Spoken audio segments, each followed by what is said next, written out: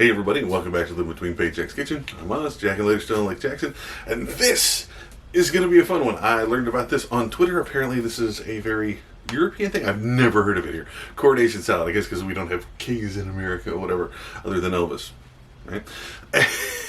And yeah, so this is going to be different. We're going to try it. Before we do, be sure to like, share, subscribe, do all the YouTube-y stuff, and check the link because we got merch down the doobly-doo, and let's just get into it. We got to put raisins and stuff. I'm sorry, but it's supposed to be good. Let's try this. All right, looks like a lot of stuff, but it's not. Your chicken is your main thing. It said that we needed 500 the grams of shredded, but yeah, I just got thigh stuff. Gonna do a pound and a half. Gonna need some mayo, 6 tablespoons of that, some curry powder, not the curry paste, but you're only gonna need 2 to 3, depending on your taste. Tablespoons of that. Black powder. Again, to taste. I added some, but I didn't really need to. You're going to need some cinnamon, only like half a teaspoon of that. You're going to need mango chutney. This was the hardest one to find over here. You're going to need that for like 2 tablespoons of that. And sultanas, which are golden raisins or white raisins or whatever you want to call them over here. These are actually really good when you actually get to use them and stuff. You're going to need a little bit of butter, like 2 tablespoons of that just to cook your chicken stuff.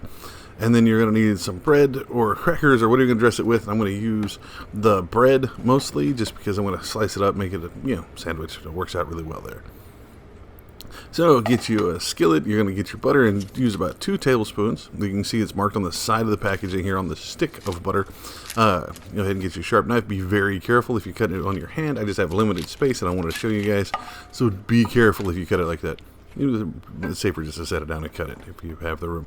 So put it about medium heat and let this melt. Once this melts, you're going to go ahead and take your meat. Now again, I'm using boneless thighs here. If you have any kind of bone stuff, you might want to try to debone it beforehand. Just get your sharp knife, pull it out. But boneless breast or boneless thighs work best for this. So go ahead and let these cook. You want to brown them on either side, so anywhere between 3 and 4 minutes per.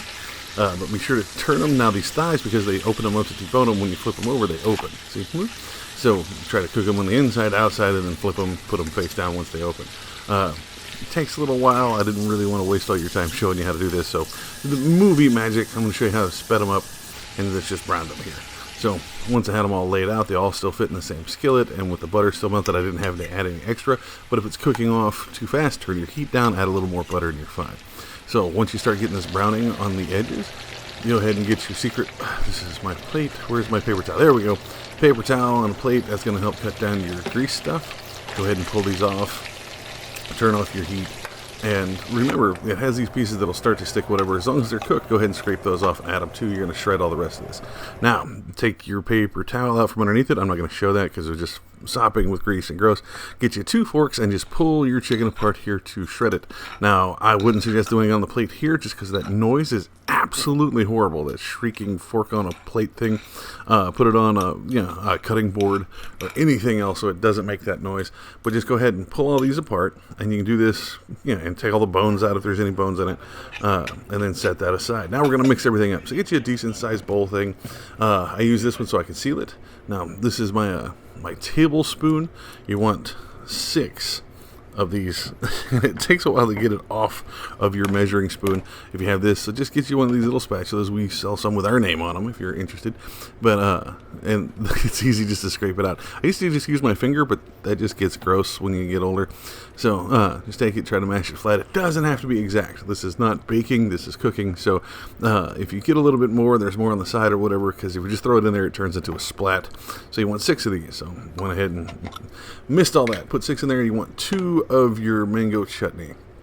Again, doesn't have to be flat, doesn't have to be exact. Just put it in here as best you can. Just put it on top. Now, I agree, I'm not that big fan of having that much mayo, but when I do my tuna salads or chicken salads and stuff, it works out pretty well. I mean, it's just eggs and oil. So now you need to add some other stuff here. What are we working on? Oh yeah, our sultanas. So with this, you're supposed to use 1 to 3 tablespoons. Now I just kind of did a dirty pour, which I just leaned it over here and poured it in, try to fill it up as much. So I ended up using about 4 or 5, which is fine because they are a great taste to put into the salad stuff. So again, doesn't have to be perfect, it doesn't have to be exact. Put that in there. Your cinnamon, you're only going to want to do half a teaspoon, but I only have a 1/4 teaspoon measuring thing here, so that's why I did 2. So, yeah, that's why I did 2. Now, your curry powder. Now, this one, it's 2 to 3, and I absolutely enjoy curry. So, I went ahead and just went the full Monty here, just did all 3 as I could, okay? Just the full thing. Now, if curry is not an acquired taste of your personality, I guess would be the best way to do it. If you're not that big into curry, don't put that much. You can put it on the lower side of like 1 or maybe 2. I absolutely love it, so I mix it in here. So get you a flat spoon or one of these rubber spatula things and just give it a nice big mix before you add anything else. All right. Now, make sure it's in there. The instructions or recipe said if it's too thick or it's not working, you can use a couple of teaspoons of water to loosen it. But I didn't do that. I didn't want to water it down. I added just a little bit of pepper. Didn't need it. It really didn't add much other than pepper. But I couldn't really taste it over all the rest of the stuff, so I could have just left that out. Now, once you get it nice and mixed up, go ahead and put your chicken, your shredded chicken in there.